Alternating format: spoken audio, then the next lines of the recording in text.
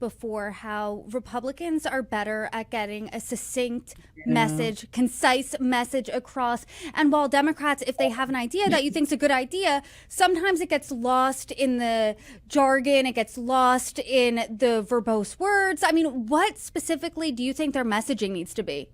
Show a utility bill the last day of Biden, show a utility bill right now. Show the cost of whatever under Biden, show the cost under right now. Show Trump's net worth before he took office, show his net worth now. Show the net worth of the highest 1%, 2% before, show it now. I think some things you can't look away. You just need a visual. And it's really, and I think the numbers just speak for themselves. Numbers don't lie. And I think if Democrats can cut the nonsense and get, hey, affordability, like you want to be able to buy a house, we have to figure out policies to help you. You want to do everyday things? Let's figure it out. But I think, the problem with Democrats is they overthink it and they overthink the messaging and they overthink their strategy when it's really simple. Trump had a really simple campaign where it was all about affordability, making America great. And in order to make America great, I'm going to focus on immigration. I'm going to make, the cost of things go lower. I'm going to put law and order back into America. Figure out your slogan and then show three or four things that impact everyday Americans and show how you're going to do something to make it better. Another reason President Trump won in 2024 was immigration, right?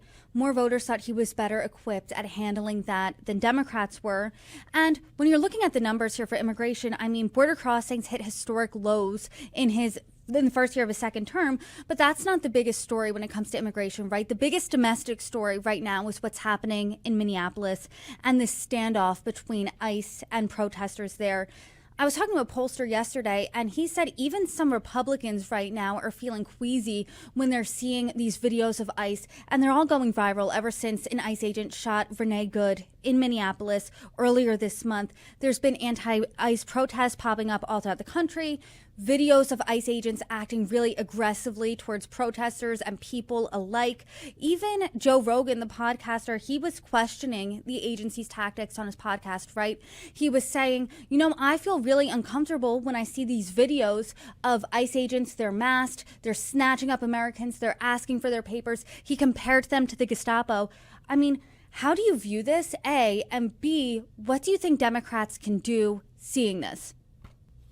Well, first of all, Democrats need to stop voting in favor of increased funds for ICE. We can start there. I think I just recently saw something. There were like there were specifically two Democrats in New York that voted to increase funding for ICE, which was Long Island Democrats, but still very disturbing. I think what Democrats can do, look, when the president ran, he did say, I'm going to crack down on ICE, but he always said he was going after the bad guys. What we're seeing is an increased number of people with no criminal records being deported. And I don't think that's what people wanted. People wanted illegal people with criminal histories that were dangerous and a threat to their communities to be removed from the country. We're seeing children being impacted by ICE agents. We're seeing ICE agents really acting without authority and acting like there's no check and balance. That's not what Americans want. Americans want some sense of civility and they want to know that the system works. So I think Democrats, I mean, I could think of a ton of campaign ads that they could do, just showing the lack of, humanity that has been happening under Trump and his deportations. It's just, we saw a little kid being used by ICE just yesterday. The things that we're seeing, people dying, ICE agents, attacking people who are just doing, practicing their First Amendment rights of protesting.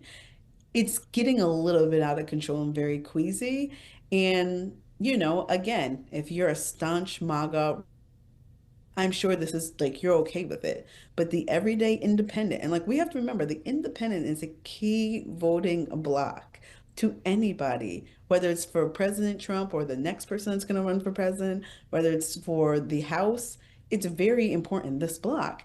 And if they're feeling queasy, if I'm a Republican, I'm getting anxious and I'm trying to figure out ways to make deportations or immigration be a little bit more humane and not so like offensive to the like common person. I was